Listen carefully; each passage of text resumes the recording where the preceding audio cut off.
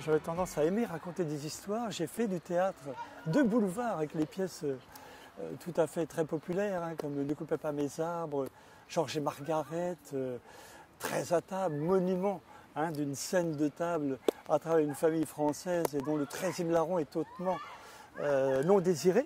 J'ai exploité après le fait d'aimer conter, d'aimer raconter, mais j'avais cela en moi.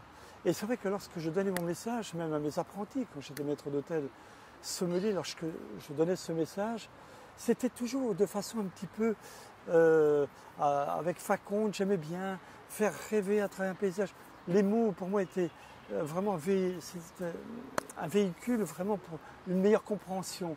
Et à partir du moment où je voyais leurs yeux scintiller, je me disais ça y est, le message est passé. Ici, le savoir appris sans passion n'est que fugace acquisition, vouée à se perdre à l'horizon d'une mémoire sans émotion.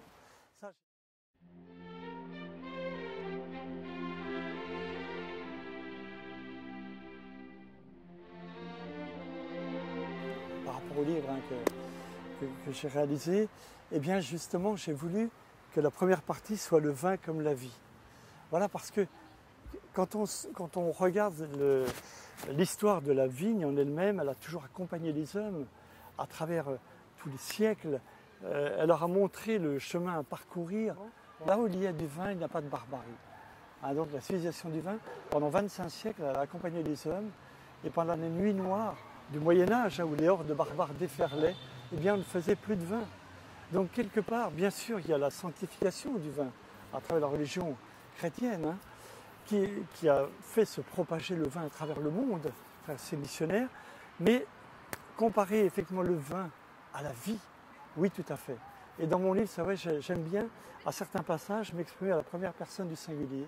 Et c'est la vigne qui nous chuchote à l'oreille, qui nous confie sa belle histoire, quelquefois douloureuse avec les hommes, mais aussi sa belle histoire, incontestablement, de l'avoir accompagné et d'avoir fait corps avec lui pour que Dame Nature, finalement, hein, soit présente et soit respectée, et surtout et vivante. Gave a lot of my life to the public, but y'all don't really know.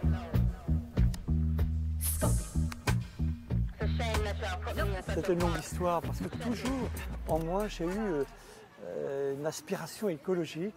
Elle était née tout bêtement en 1972, j'entends René Dumont avec son appel et je suis bouleversé. Je me rends compte effectivement que si on continue ainsi, peut-être que malheureusement la civilisation industrielle telle qu'on l'entend, le progrès, qu'on n'arrête pas, eh bien finalement on va peut-être mettre en danger la vie de la planète et par conséquence la vie des hommes. Et là vraiment j'ai un espèce de choc et je me dis que quelque part bien sûr j'ai en moi cette aspiration à donner un message peut-être autre. Je déguste des très grands vins qui me donnent une émotion considérable. Pour moi la notion de terroir, bien sûr à travers le binôme climat-sol, elle est essentielle. La main de l'homme ensuite qui l'accompagne comme un guide et surtout pas pour la servir, eh bien va enfanter un vin prodigieux qui va me bouleverser au plus profond de moi-même. Donc finalement, je me dis, mais là, voilà, l'œuvre est faite. Et puis, au fur et à mesure des années qui passent, on se rend compte qu'il y a une dérive qui s'est installée un peu. L'œnologie est maîtresse de la main des hommes et elle va imprimer ses idées. Et là, on commence à parler dans le vignoble. Je commence à être dérouté par certaines dégustations où je ne retrouve plus la notion de terroir, telle que je la connaissais. Je me souviens encore, mon chef de cave, j'ai 18 ans, il me faisait distinguer les 9 crus du Beaujolais. Il n'était pas 10 à l'époque. Et si je n'avais pas appris cet ABC, vraiment cette base, eh bien il fallait encore que je continue à travailler. hein, donc il y avait un distinguo vraiment très notable entre chacun des crus. Et puis je m'aperçois, on est dans les années 70, 75, les très grands millésimes sont parfois déroutants. Hein, on se souvient, 70 annoncé comme un millésime exceptionnel, ne l'est pas trop, même dans des très grands vins. On déguste 75 qui déroute alors que tous les éléments sont réunis pour que ce soit un très grand millésime, peut-être du siècle, avec 61. Et puis à la dégustation, on a quelques interrogations. Et puis je rencontre, on est dans les années 80, donc là je commence à rentrer dans l'enseignement. Et puis j'essaie d'aller au plus profond des choses. Et je me rends compte que des vignobles qui sont désertifiés malheureusement par la systématisation du désherbage, 1 milliard de bactéries dans 1 gramme de terre, désherbé chimiquement chaque année, c'est plus stérile que le Sahara. Tous ces mots fouettent ma pensée et m'interpellent considérablement. Toute sa démarche pour que voilà, il est toute une logique, hein, par Rudolf Steiner, bien sûr, les bases de la biodynamie. Et là, je vais commencer à donner mon message aux jeunes. Et peu à peu, je sens que c'est à ça qu'ils s'accrochent. Et dès la première promotion, déjà, il y a comme vraiment un déclic qui se passe, comme une réconciliation, hein, peut-être avec des vins qui ont été décevants ou autres. Et puis on commence à s'approcher des vins, mais alors plein d'imprécisions, de vinification, de tout. On a d'immenses déceptions, quelquefois c'est déroutant, et puis ça n'est pas cela. Alors, on a des stéréotypes même, et on a des présences de gaz carbonique, on a des instabilités biologiques. On voit que le vin n'est pas... Là, on s'est dit non, ça, on ne peut pas l'accepter à table, bien entendu. Ce ne sera pas ça notre credo. Il faut que peu à peu l'homme chemine et qu'il maîtrise totalement en respectant cette nature, inculquant les bras. Et puis, au hasard de nos dégustations avec tous les jeunes, on découvre des pépites, des choses incroyables qui sont justement, il n'y a pas à demander en amont, bien sûr que le terroir a été respecté. Bien sûr qu'on n'a pas systématisé le levurage, hein, parce que les ferments naturels étaient suffisants. Hein. Bien sûr qu'on a fait en sorte de faire un clonage intelligent. J'entends encore Jean-Bernard Delmas à Aubryon. La collection péographique de Aubryon, c'est 25 origines d'encépagement pour faire Aubryon.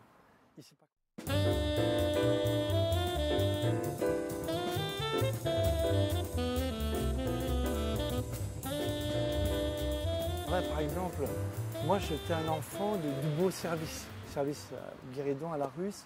J'ai tout appris pendant mon apprentissage, réalisation en salle, finition des sauces, découpage savant, filetage des poissons.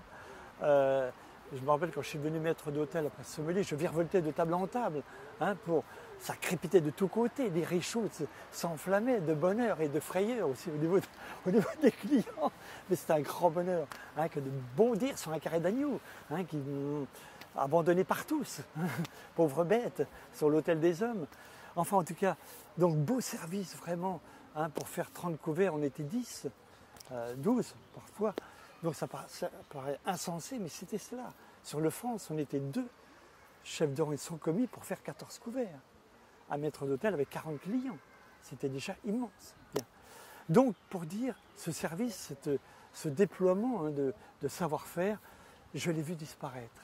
Paul Bocuse, sortant de sa cuisine, entraîne avec lui dans son sillage tous les cuisiniers de France et de Navarre et leur apprend qu'aussi il faut se montrer en salle. Et puis, peu à peu, donc le service à l'assiette, bien sûr, commence à s'imposer. Quand je pense que le seul service à l'assiette, c'était un mix grill, tout le reste, même aux représentants le plus modeste, on lui servait au guéridon, hein, sa petite côte de porc charcutière, hein, avec sa pomme purée. Bon. Donc voilà, un monde s'écroulait. Et je voyais les jeunes d'un seul coup désemparés, qui apprenaient le service. Les sommeliers prenaient la place, qui leur revenait bien entendu, à travers Monseigneur Levin, et la connaissance, le savoir servir, dans les meilleures conditions, en tant qu'art bien entendu. Et puis là, je voyais privés de tout, privés de la réalisation en salle, de montrer leur dextérité gestuelle, leur façon donc de découper, de flamber, de finir ses sauces.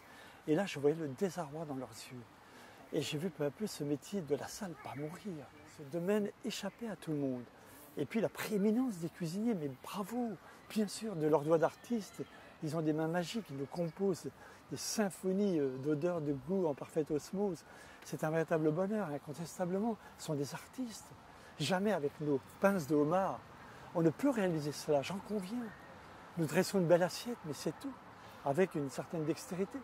Mais d'avoir tout enlevé, je pense que ça a été une erreur quelque part. Donc, et faites travailler vos jeunes, même si l'assiette doit être envoyée en finalité, avec son ruban de sauce, au moins la pièce est amenée, est découpée, émincée. L'assiette est chaude, elle est brûlante, se reproche, jadis, mais pendant le découpage et tout refroidit, malheur. Réinstituons le réchaud aussi qui a son...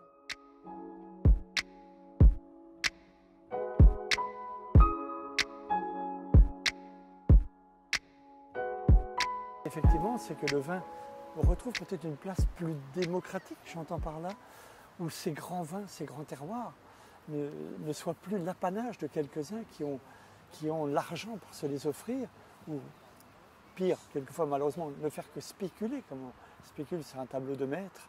Ça, je voudrais effectivement que tous ces vins, bien sûr, les vignerons se battent pour avoir des prix les plus ajustés possibles. Et maintenant, on peut déguster bon, même à travers un vin ex-vin de pays, une indication géographique protégée. On peut avoir quelques petites révélations. On n'aura jamais l'émotion que procure un grand terroir, ne nous l'auront pas. Ils ne pourront jamais non plus évoluer dans le temps, ils n'ont pas l'énergie, ils n'ont pas emmagasiné en eux le binôme climat-sol qui va faire des vins de devenir, des vins d'avenir. Mais déjà ce plaisir sensoriel occasionné par des vins superbement stylisés, je dirais, en accord avec la nature, c'est ça, je crois, que les gens demandent. Donc sans se ruiner, mais aborder déjà la cause du vin avec déjà un grand bonheur, ne serait-ce que pour le plaisir d'avoir un bon vin dans le sens du terme, qui fasse aussi plaisir à ses sens, mais également, bien entendu, à sa santé. Voilà, que les vins soient accessibles au plus grand nombre et que même si quelquefois on va aller jusqu'à acheter un vin vraiment d'un prix très conséquent parce qu'on se fait le plaisir peut-être de l'année ou un grand événement familial, qu'on puisse encore le faire. Il y a des vins qui ont atteint des prix stratosphériques qui font que peut-être des très grands crus ne seront plus jamais accessibles aux vrais amateurs de vin, à ceux qui le vivent par sa dégustation, par le plaisir qu'ils éprouvent et aussi par reconnaissance envers l'homme ou la femme qui l'a fait.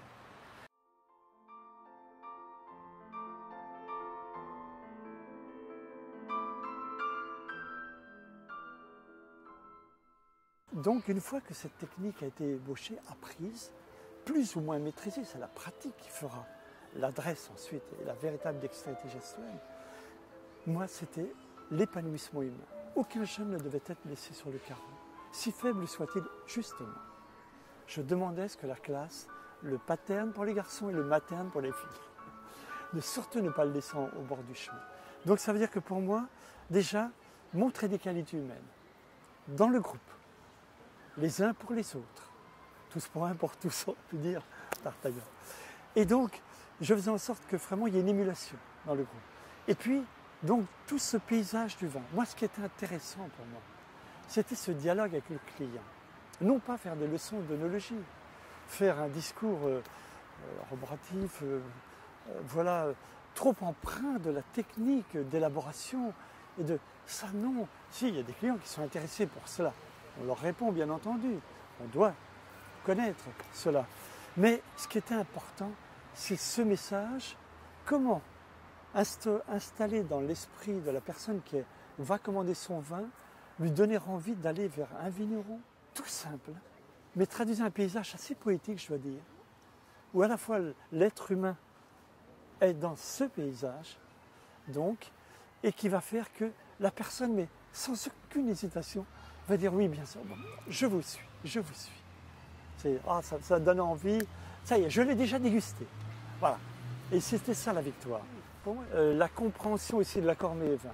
J'adorais cette recherche entre le mets et le vin. Le pourquoi de cet accord. Surtout pas le listing des appellations, la nomenclature, et puis en face un mets, qui ne veut rien dire.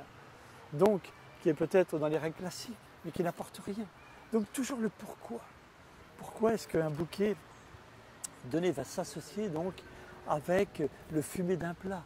Pourquoi est-ce que les saveurs de ce vin, sa texture, son impression tactile, donc à travers les muqueuses également de la bouche, va rejoindre la texture de la viande ou du poisson, sa chair, sa fermeté, sa finesse, son élégance, dans une harmonie, donc vraiment parfaite, voire même fait de synergie, pourquoi pas, donc où l'un et l'autre s'associent pour se sublimer mutuellement.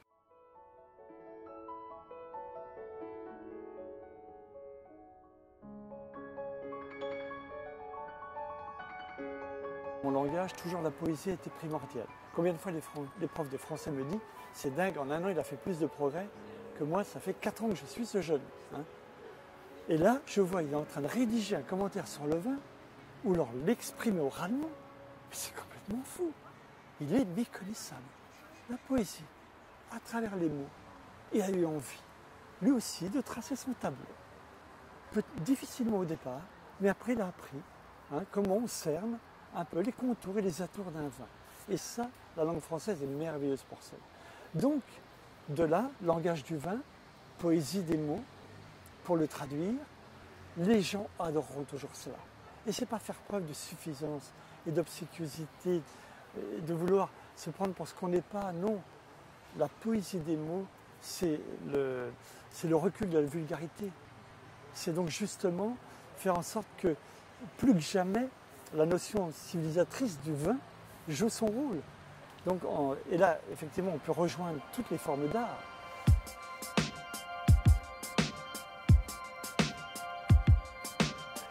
Quel bavard intelligent.